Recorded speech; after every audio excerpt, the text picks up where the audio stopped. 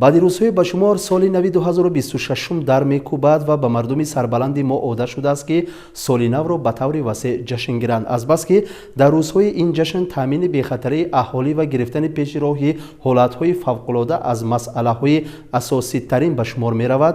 дар ноҳияи Суғ гурӯҳи корӣ тартиб дода шуда ба онҳо вазифаҳои муҳим супорида шудааст. мавзӯъро давом медиҳем. соли нав ҷашни асосии тақвимӣ мебошад ки дар лаҳзаи гузариш аз рӯзи охирини сол ба рӯзи аввали соли оянда рух медиҳад.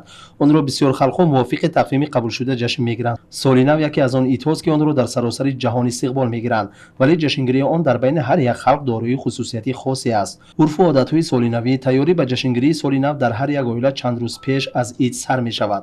одамон хонаҳоро ором медиҳанд, дарахти арча мегузоранд ва мизи идона рост менамоянд. дар марказҳои шаҳру ноҳияҳои ӯзбекистони азиз низ дар арафаи соли нав арчаи солинавӣ рост карда дар атрофи он иди соли нав васеъ ҷашн гирифта мешавад.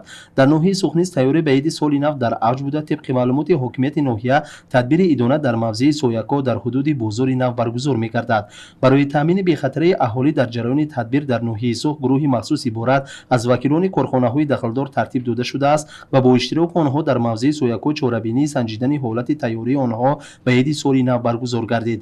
дар чорабинӣ ҳокими ноҳияи Суғ Саидбаҳром Саидмусаев ва масъулони дахлдор супоришҳои муҳимро дод ва қай намуд ки барои таъмини бехатарии аҳолӣ ҳар яки мо масъулем. масъулони шӯъбаи вазъиятҳои фавқулодаи ноҳияи Суғ низ дар бораи ин масъала ҳарф зада оиди корҳои дар пеш истода маълумот ва супоришҳо доданд.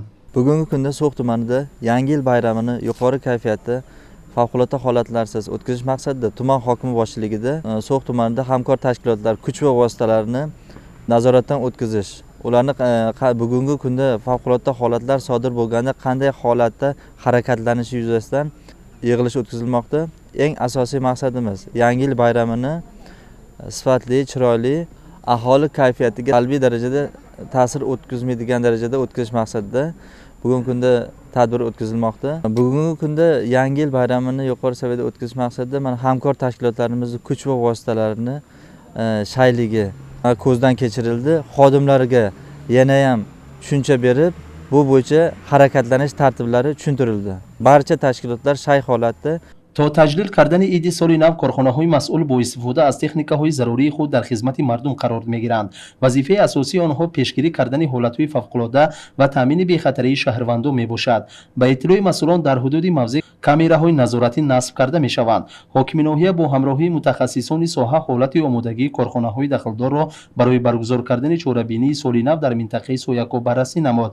камбудиҳои муайяншуда бо дар назардошти рушди чорабиниҳо ва таъмини бехатарӣ барои ҳал кардан ба mas'uloni daxldor dastur doda shud. Yangi yil bayramini betalofat o'tkazish maqsadida tumandagi o'sha barcha tashkilotlar texnikalari bilan saflandi. Mazkur o'sha tadbirda o'tkazishdan asosiy maqsadimiz yuzaga kelishi mumkin bo'lgan holatlarni bartaraf etishda o'sha texnikalarni sozligi va yetarli darajada asbob anjomlar bilan ta'minlanganligi bir qator ko'zdan kechirilib o'tildi. va soha o'sha tegishli mutaxassislarga aniqlangan kamchilik bo'yicha ko'rsatmalar berildi.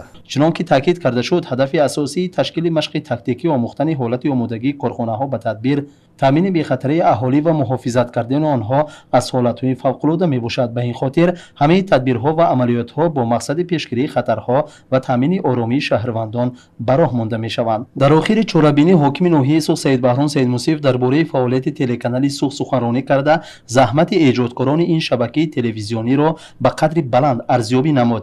Вай калиди мошини нав BYD-ро ки аз ҷониби раҳбарияти телерадиокомпанияи миллии Ӯзбекистон барои телеканали Суғ ҷудо карда шудааст, дар вазъи расмии мутантан ба раҳбари телеканал супорид.